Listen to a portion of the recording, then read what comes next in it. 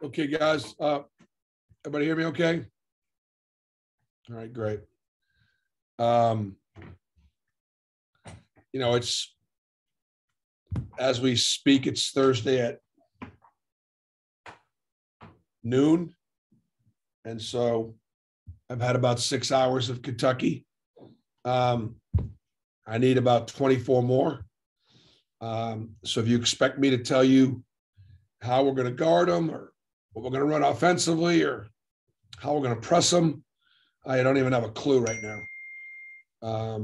But I'll get there by Saturday. Yeah, good team, really good team. You look at their offensive numbers. They're different than most Kentucky teams I've coached against. This is the number one offense in our league, number one in assists. Number one in their transition offense is the best. They got three dynamic shooters that are shooting great percentages and shooting them well. Two great point guards and Ty Washington and Savion Wheeler. The big kid in the middle could be the player of the year in the country, best rebounder in the country. What we've seen in a long, long time. Athletic forwards that will, be excited about trying to guard Jabari Smith and taking a shut off his water. So it's a great offensive rebounding team, great rebounding team. The rebounding margins are off the charts.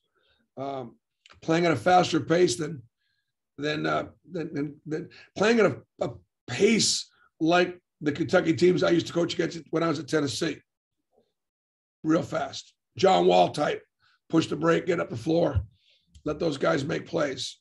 And when you have wings that can shoot it and a post that can rim run, he's the best rim runner in the country. So those are all the things that we're going to face. Our guys have done a great job this year, getting ready to play every night and finding a way. We got a lot of holes. We got a lot of weapons, a lot of character, a lot of depth, and our guys have been really locked in. So, questions? We start with the question from Justin Hokinson. Hey, Bruce. I know you love history and have a lot of respect for history. Just what does this game mean for Auburn basketball? I think it's the first pair of top 12 teams in Auburn Arena history. Just what is the significance? Standing room only tickets are like $300. I mean, what is the significance of this game for this program, you think? Well, I mean, it's probably the biggest home game we've had since I've been coaching. And we've played Kentucky here 3 or 4 times, I think. But there's a lot at stake here. Take away the rankings. The winner of this game is going to be at least in control of the regular season championship moving forward, because we only play them once. And so it's a huge opportunity for either team to kind of put themselves in position where everybody else is going to be looking up at you. We've talked about the fact that we don't want anybody else to do our work. We talked about that against LSU. We talked about it against Alabama. We'll talk about it against Kentucky for sure. It's great that on a Saturday in the middle of January, all eyes of the country will be on Auburn, Alabama, on CBS on a Saturday afternoon, and it'll be for men's basketball.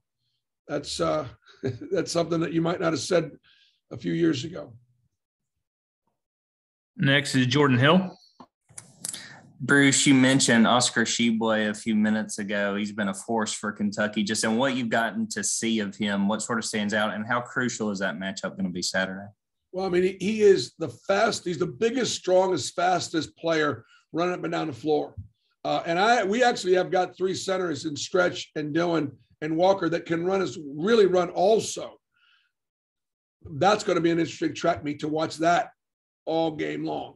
And then they've got Ware that comes in behind him and a couple of Collins. So they've got 3 centers that do the same thing.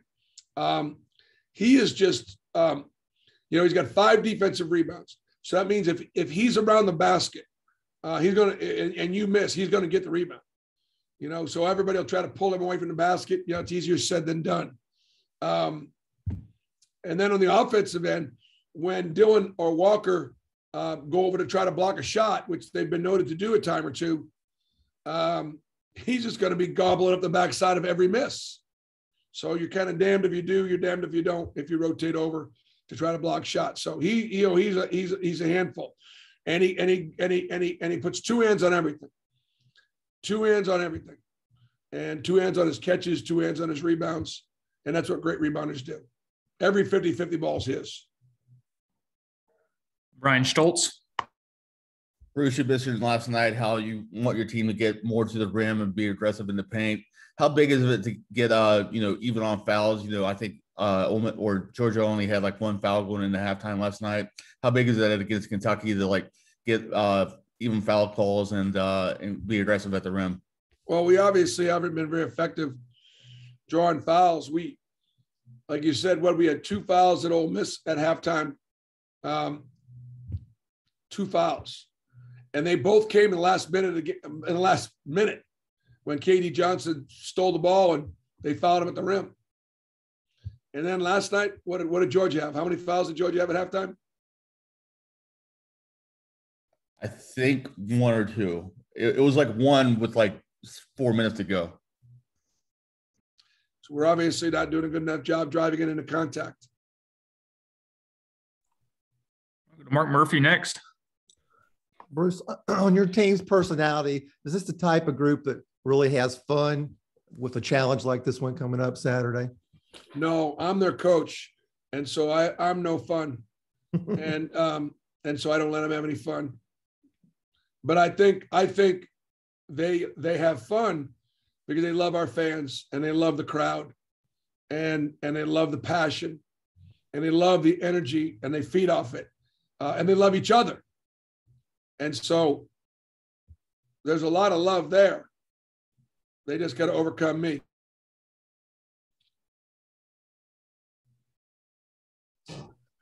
Justin Ferguson.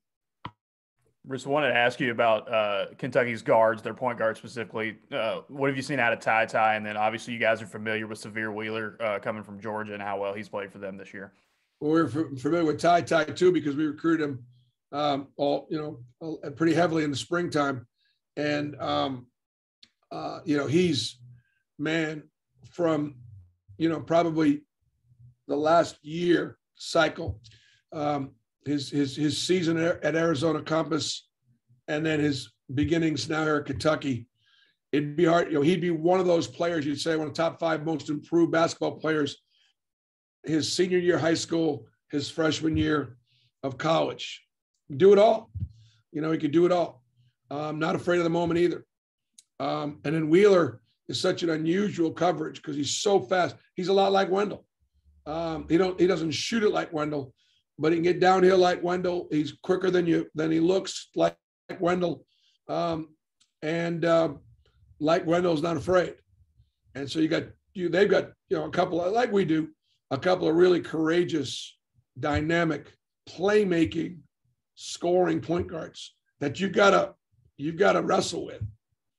And then they got those wings on the wings, that can shoot it.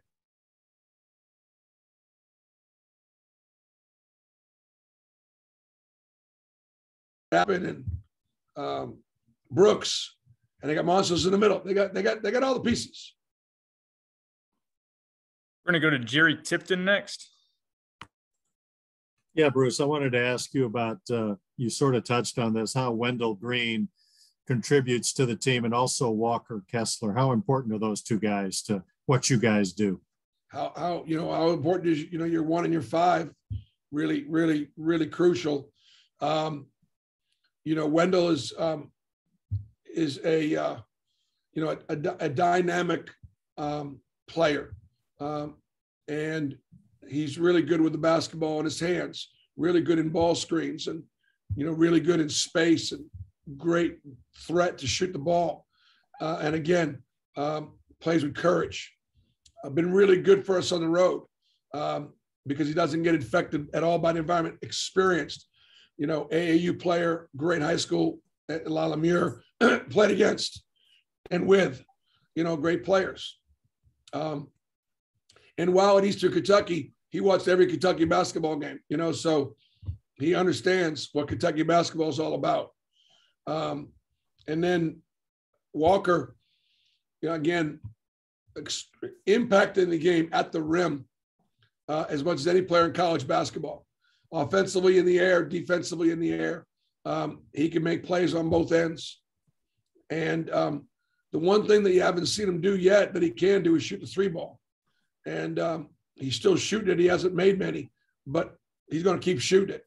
But it just tells you that Walker has shedded a label of being, a big 7'1", heavy-legged, slow player to being a candidate for the Defensive Player of the Year in the country because the way he can switch off on guards and the way he can protect the rim. And if I can ask a follow, Bruce, I wonder, you said earlier, and I've noticed it over the years, you really like history, making history or doing things that are historical. Why? What attracts you to that? It's a great question. If you do, and we probably should get a pic. Marlene should probably get a picture of this. In our locker room, there is the AU logo.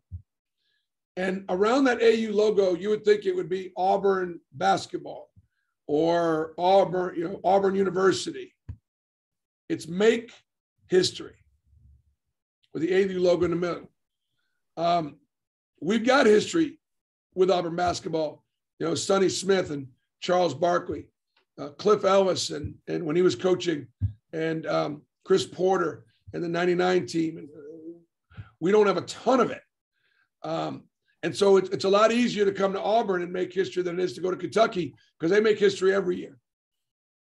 We don't make history every year, but we have the last 4 or 5 years. And so, that's, you kind of want to be able to leave your mark. And for each player, they've got a 1 to 4 year.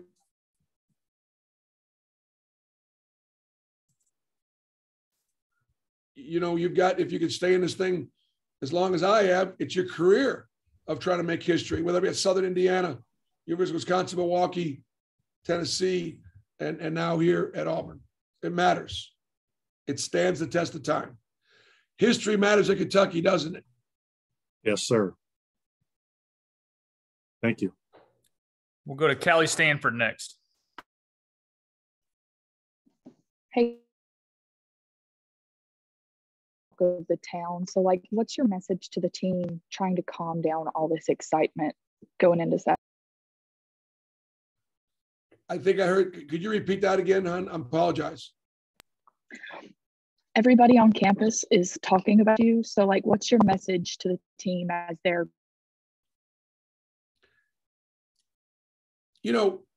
our message to the team has been twofold all season long. Number one, go about our business every single day, trying to do the things that God will bless, period, on and off the court. The second thing is, because we had so many new pieces, a new freshman and 4 new transfers who are all in our top 5 or 6 players, we got to get better. We got to get better every day. We got to get better every week. We got better in the first half against Georgia. We didn't get better in the second half against Georgia, and that was disappointing to me. But my point is, are we going to be good enough to beat Kentucky on Saturday, knowing we got to get better? Have we gotten better to the point where we can beat Kentucky? Because back in November, we weren't good enough to beat UConn in overtime. But we've gotten better since then. And so rather than listening to all the noise, and it's not about noise, it's about support and passion and excitement. That's all great. We just got to focus on becoming a better team, defending better, executing better, and taking advantage of the opportunity that we put ourselves in. Go to Steve Moulton. Hey, Coach, certainly appreciate the time and you doing this today. I can't help but ask, with as big of a game that this is on Saturday, how much does a regular season game with this type of atmosphere help you to get you ready for March?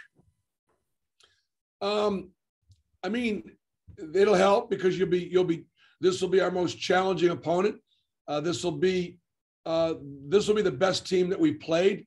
When we played LSU, they were down one of their better players.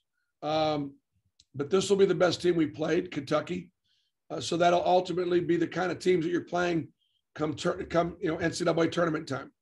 And so from that standpoint, it's good preparation. But this one is more about playing for championships because there is a regular season championship at stake, and the outcome of this game will have something to say about it.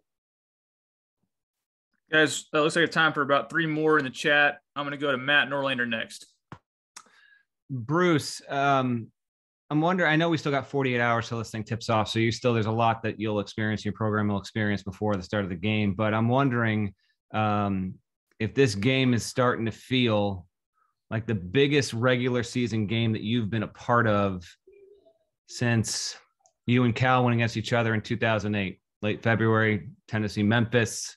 I don't know if there are parallels to be drawn there or not, but I just wanted to get a little bit of a sense of how you're in taking this because the coaches are the same, even though the schools and the venue will be different. Yeah, Matt, the thing about that game, that was a non-conference game. And yes, it was 1 versus 2. And I was very, very pleased that Tennessee and Memphis, Tennessee, could have the highest rated ESPN game in the history of ESPN at that time. I think right now it ranks the second all-time watched game, 1 versus 2. But it was a non-conference game sometime in, I think, even early February, whenever it was. Yes. And so while it was exciting, it really wasn't about a championship. If Memphis was in the SEC at that time, I think it would have even had more, meaning. The environment was Super Bowl-like. It was a crazy atmosphere. It was fun to be a part of. This one here will be the same kind of atmosphere, same kind of fun, but this one means something. This one actually means more. Let alone, it doesn't matter if you're 1 or 2. We're playing. Both teams are playing for championships. Nubias Wilborn. Shout out to the SEC. It just means more there, Bruce. But just from yesterday, we didn't see Berman. Is everything okay with him? And then other than that, is everything okay with the health of your team going forward? Yeah, Lior had his foot was messed up a little bit. And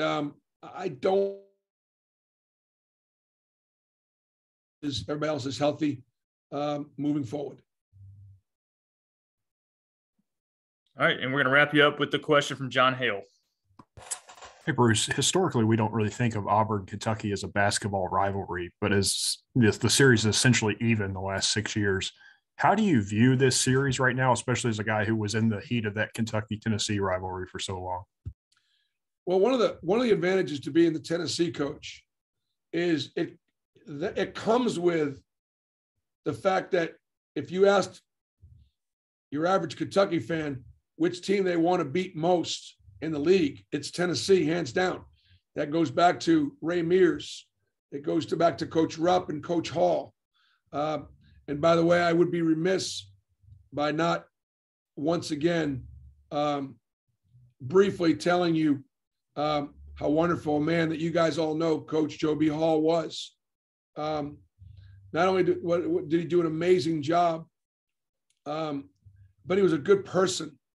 And he loved his players, cared about his players, cared about his staff, but was also very willing to provide advice as an elder statesman.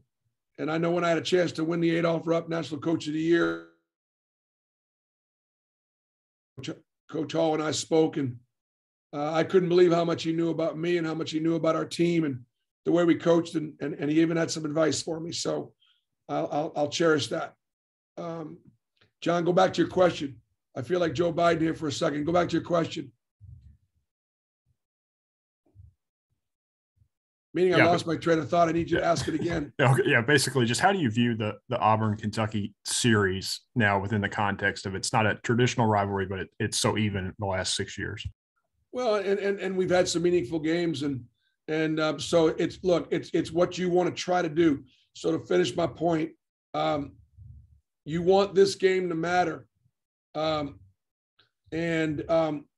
You know, there was a time when Auburn basketball would always play you hard, but really wasn't much of a threat to beat you. And so Coach Calipari would just simply have to get his guys to not overlook and respect Auburn. Now that's different. Now this game matters. I think they'll respect our players. I know our players respect their players, and we respect our coaching staff. And that's how, you know, you build a program that now the Kentucky-Auburn game matters. Kentucky is the best program in our league, and they probably always will be. But can Auburn also 5 years we have been? All right, Coach, thanks for taking the time. Thank you, guys.